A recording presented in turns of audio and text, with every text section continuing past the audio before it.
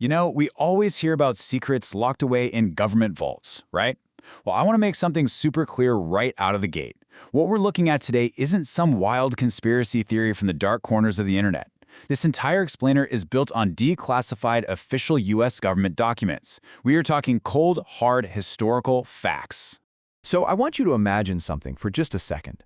What if your government, the very institution sworn to protect you, decided to use its own citizens as human lab rats? Imagine being heavily drugged, systematically lied to, and psychologically tortured by officials completely without your consent. And then, they just bury every single trace of it. Sounds exactly like a sci-fi movie, doesn't it? Well, what if I told you they actually did it? Today, we're diving deep into Project MKUltra. This was the CIA's highly classified, deeply disturbing, and very real secret mind control program. We're going to break down exactly how this whole thing operated, who was involved, and how it was ultimately dragged kicking and screaming into the light. Let's get into it. Part 1. Cold War Paranoia. Okay, to really get why this happened, we have to put ourselves in the early 1950s. The Cold War is at its absolute peak. The US and the Soviets aren't just fighting for territory, they're locked in this intense, silent war for the human mind itself.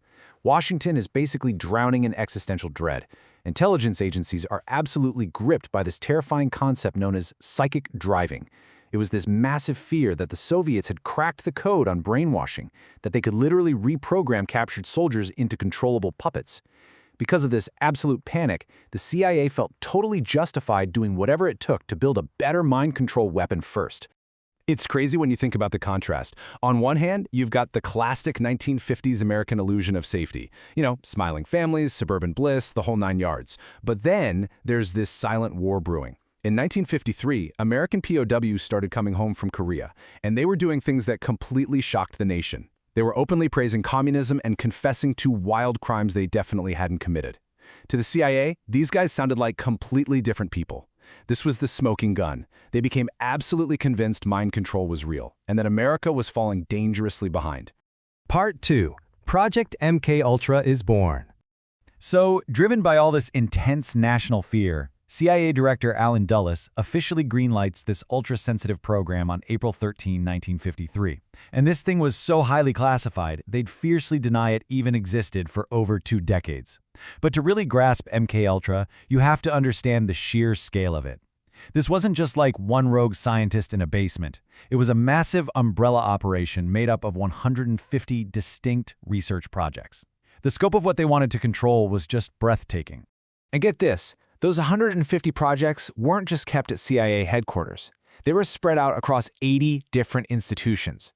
We're talking major hospitals, standard medical clinics, and even state and federal prisons.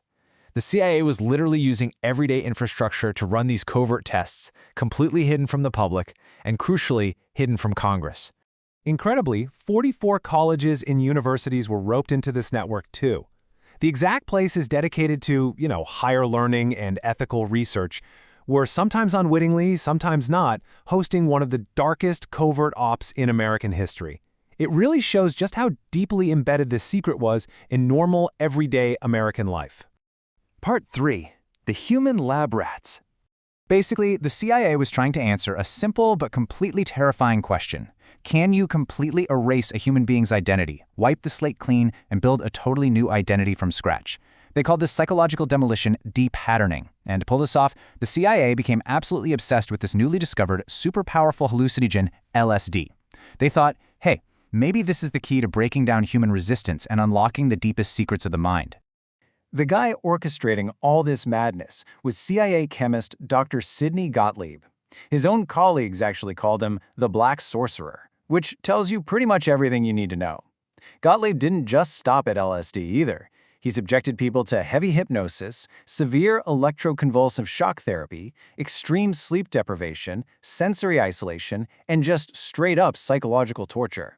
And the most sickening part of the whole shebang, he used these methods on psych patients, prisoners, and addicts. Basically people with no power, no voice, who had absolutely zero idea what was being done to them. Part 4. Operation Midnight Climax. As if dosing patients in hospitals wasn't horrific enough, the CIA decided they needed to test this out in the real world. The way they did it is chillingly methodical. Step 1. They used taxpayer money to set up these normal-looking furnished apartments in places like San Francisco and New York, but they installed hidden one-way mirrors. Step 2. They hired sex workers to lure unsuspecting everyday guys off the street into these safe houses. Step 3. They'd secretly lace the men's drinks with massive doses of LSD. And Step 4. CIA agents literally sat comfortably behind those mirrors, sipping their own drinks, taking notes on the chaos unfolding on the other side. Ordinary citizens turned into unconsenting guinea pigs, completely in the dark. Part 5. The Death of Frank Olson. To really understand the real-world cost of MKUltra, we have to look at the tragic story of Frank Olson. He was a mild-mannered bacteriologist working for the U.S. Army, and his story puts a very real human face on this unchecked power. In November 1953, Olson goes to this retreat with CIA colleagues in Maryland. Without telling him, Sidney Gottlieb spikes his after-dinner drink with LSD. Olson has a severe psychological breakdown, gets intensely paranoid, and actually decides he wants to quit the CIA. Just 9 days later, he falls to his death from a 13th-floor hotel window in New York. The official government ruling was suicide, but his family never bought it. Fast forward over 40 years to 1994, the family finally gets his body exhumed, and a new forensic exam finds fresh, blunt force trauma to his head that happened before the fall. Officially, his death is still unsolved, but man, that timeline speaks volumes. And sadly, Olson was far from the only one. Part 6. The Cover-Up. So, by the early 1970s, the political vibe was shifting big time. The looming threat of the Watergate scandal had the highest levels of the U.S. government in an absolute panic. In 1973, feeling the heat, CIA Director Richard Helms gives a sweeping order: destroy all MKUltra files. Just like that, decades of evidence of human experimentation were shredded. Helms thought he literally erased history.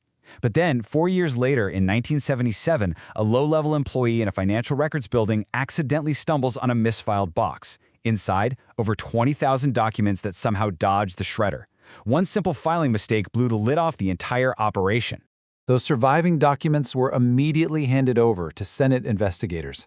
In August 1977, special hearings were held, and the American public finally heard the horrifying truth. Senator Ted Kennedy hit the nail on the head when he summarized it as a series of illegal, unethical, and extremely dangerous experiments on unwitting American citizens. It was this profound betrayal of public trust finally laid out on the congressional record. So where does that leave us today? Well, the really uncomfortable truth is that while MKUltra officially ended in 1973, Sidney Gottlieb testified with zero remorse and died in 1999 without facing a single criminal charge. Because of that massive shredding purge, most of the victims were never even identified, let alone apologized to. The really dark reality here is that those 20,000 documents we do have, they are just a tiny fraction of the whole picture. We will literally never know the full extent of what was done to these people. It really forces us to step back and ask a terrifying question. How much do we actually know about what our governments do in our name, all hiding behind the impenetrable shield of national security? Remember, the only reason we even have those MKUltra files is pure accident. It leaves you wondering, what other programs were completely destroyed before a misfiled box could save them? History isn't just what happened, it's what was allowed to be recorded. Keep questioning, keep learning, and thanks for joining me for this explainer.